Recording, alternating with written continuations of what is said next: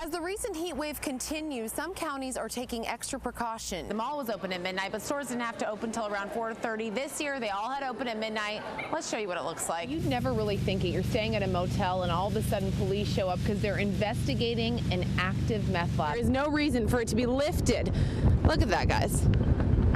It's completely out of the ground. Now, that fire destroyed 2 barns and burned 18 acres. But what it didn't do is destroy this house. Take a look over here. It actually jumped over the house. Sam, you're right. The intersection of Bryan Avenue and New Circle is still closed. We're going to go ahead and show you what it looks like right now. Still a very, very active scene. Here in Fayette County, we're expecting to see 1 inch to possibly 3 inches tomorrow. Worst case scenario, this is going to take about another 2 hours. Best case, this can all be done within a half an hour. Really trying to do anything they can do to kind of regroup that community. And no arrests made. We are digging into this. We're going to find out more and bring you more at 6. It is amazing what a half an hour can do. Last time I was here, these guys were sleeping. They are up out of their chairs. They are stoked. They are excited. Look how icy this is. Look at that. Woo! I've already bought one thing. I'm hoping I don't buy more. Bill and Barb, Micah, I'm waiting for that list. I'll buy something for you guys. I mean, I'm just kind of in the spirit. I have the bug. But today, I decided to try my luck. I'm pretty sure this is the winning ticket. So tonight at 11, when you see me celebrating and you guys doing a story on me winning, that is why.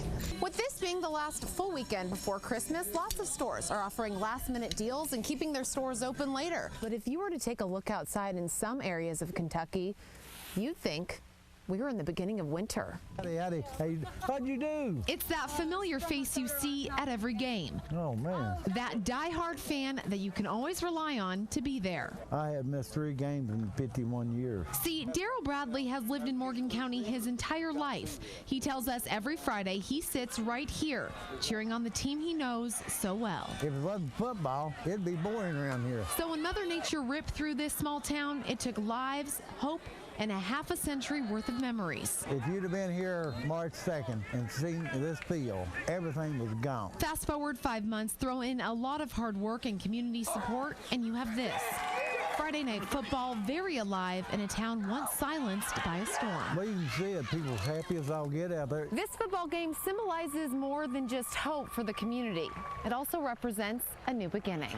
They wanted to play here in Morgan County. We didn't want to go anywhere else. We're alive and we're proud of it. And tonight, the love and energy from a town that lost so much could be felt throughout the stands. It's a hope for everything. I mean, our little town is going to come back. A lot of pride from Morgan County. They're out here. And they wouldn't be here unless they wanted to be.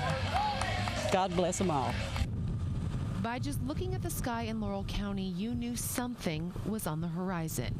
Lightning lit up the pitch black sky as the wind whipped through the unusually quiet city. Then it happened. You got a hot wire on this side and one on this side. You're gonna have to turn around, buddy. Yeah, it's bad. Is it? Down power lines and a destroyed cell phone tower left the folks of East Bernstad without any form of communication. My call for help was the first dispatch had received in the beginning of a long night of rescues, discoveries, and heartaches. It was awful. I've never been through anything like that in my life. And with Tina Eversole's voice still quivering with fear, she describes for us what went through her mind as the storm went through her house. I mean, we heard it coming, and we just grabbed everybody, our dogs, and we just got down and pulled the couch over us. And it was ripping apart all around us.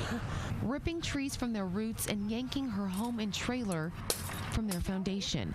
But for Eversole, she says materials are replaceable. Family is not. All I was praying for my aunt. She's across the road. She's dying of cancer and she can't walk. Just so worried about her, I couldn't even really think about us. But as the storm settled, reality sunk in. I just started bawling and looking around trees, wires, people's homes, just, I don't know. All scattered, some on top of the other. And it was terrifying. But at the same time, I was thanking God we were alive. But the case was not the same for everyone in this community. This powerful storm took more than just valuables. It also took life. A reminder for Eversole that those dearest to her, like her aunt across the road, can be gone in an instant. I went straight to her, kissed her on her head, and hugged her, and we're here, and that's all that matters. This stuff can be replaced. They can.